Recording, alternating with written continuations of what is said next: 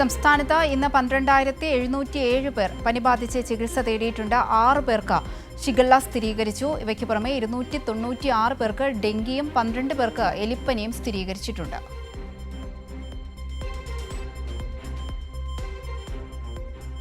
വിവരങ്ങളുമായി നൗഫൽ കൂടി ചേരുന്നുണ്ട്. നൗഫൽ, ഇങ്ങനെ സംസ്ഥാനത്ത് പനിബാധിതരുടെ എണ്ണം ദിനംപ്രതി കൂടി വരുന്നൊരു സാഹചര്യമാണ്. ഇന്ന് മാത്രം 12,000-ലധികം പേരാണ് പനി ബാധിച്ച് ചികിത്സ തേടിയത്.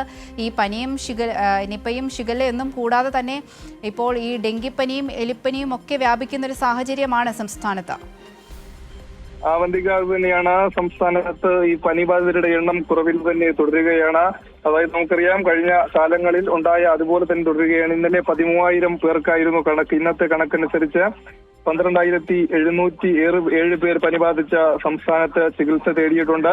അതിൽ തന്നെ 6 പേർക്ക് കൂടി ഷിഗല്ല ബാധ ഏറ്റിട്ടുണ്ട്. 296 പേർക്ക് ഡെങ്കിപ്പനിയും 12 പേർക്ക് എലിപ്പനിയും സ്ഥിരീകരിച്ച ഒരു സ്ഥിതിയാണുള്ളത്. അതിൽ തന്നെ ഈ ജൂൺ മാസം മാത്രം കോഴിക്കോട്, മലപ്പുറം, വയനാട് ജില്ലകളിലാണ് ഏറ്റവും കൂടുതൽ റിപ്പോർട്ട് ചെയ്തിട്ടുള്ളത്. ഈ പറഞ്ഞതുപോലെ തന്നെ ഗണ്യമായ വലിയ മാറ്റമൊന്നും ഇല്ലാതെ തന്നെ തുടരുകയാണ്. അതായത് 13,000 എന്നുള്ളത് 12,000-ൽ എത്തി എന്നുള്ളതേ ഉള്ളൂ. പ്രതിദിന കണക്കുകൾ 10,000-ന് മുകളിൽ തന്നെയാണ് ഇപ്പോഴും തുടരുന്നത് എന്നുള്ളത് തന്നെയാണ് വാസ്തവം. ആ ഒരു ഗുരുതരമായ അവസ്ഥയിൽ തന്നെയാണ് സംസ്ഥാനത്തെ ആരോഗ്യരംഗം ഇപ്പോൾ മുന്നോട്ട് പോകുന്നത്. അവന്തിക.